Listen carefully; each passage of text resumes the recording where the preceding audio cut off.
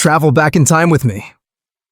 It's the year 1969. There's a guy sitting with a pen and paper, and he says to his friend, "What if we invented something that lets people all over the world talk to each other instantly?" His friend replies, "You mean like WhatsApp?"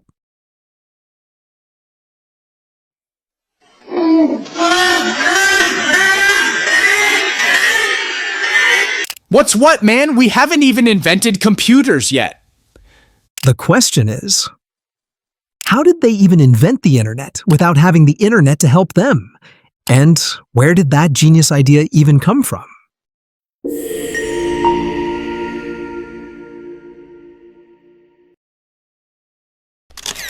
Once upon a time, not too long ago, a bunch of brilliant minds were hanging out in their labs, wearing white coats and sipping coffee, trying to figure out how to get computers to talk to each other.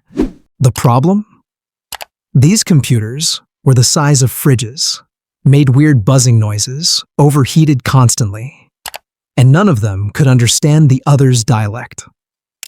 In the middle of all this tech chaos came a guy named Vinton Cerf, or as his friends like to call him, the father of the internet. He looked at the machines and said, "All right, I'm going to teach you how to talk."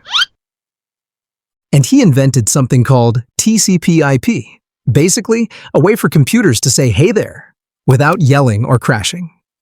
By 1983, everything changed. ARPANET, which was basically the prehistoric version of Facebook, said, "I'm switching to Cerf's protocol." And from that moment, the internet started to take a more serious shape. But people still had no clue what the net was. That was until 1991, when Tim Berners-Lee, a scientist working at CERN, got fed up with digging through drawers just to find a single file.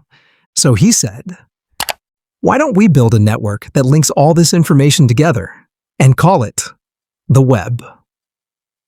People responded, "Oh, like Wikipedia?" He shouted again, Guys, we haven't even invented Google yet. and so began the browser age. At first, there was a browser called Airwise, but nobody really got it. Then came Mosaic, the first browser that said, "What if we added some colors? Make surfing a little fun." In 1994, Netscape Navigator was launched, and it was basically a rock star. People didn't download it to check their emails. Nope. They just wanted to say, "I'm online." Then we entered the dial-up era, a time defined by one legendary sentence. Hang up the phone, I need to use the internet. And the sound of the connection, a full horror symphony. Back then, opening a single image online meant you'd go make tea, come back, and it'd still be stuck on pixel number 12. And as the 90s came to a close, the ultimate beast was born: Google. And suddenly, we were typing in every weird thought that popped into our heads. Why are cats afraid of cucumbers? How to raise a dragon at home? When's the next public holiday? The rest is history. History that's being written every second, with every like, share, and comment.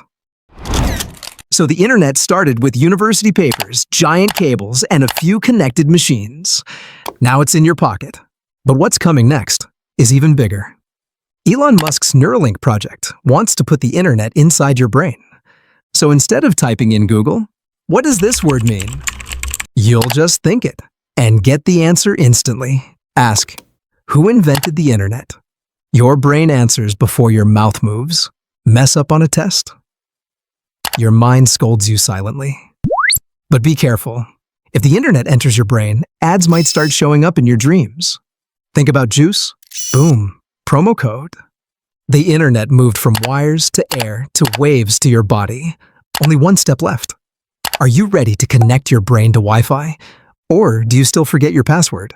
You made it this far? Then you definitely like this content. Hit that subscribe button. Go on.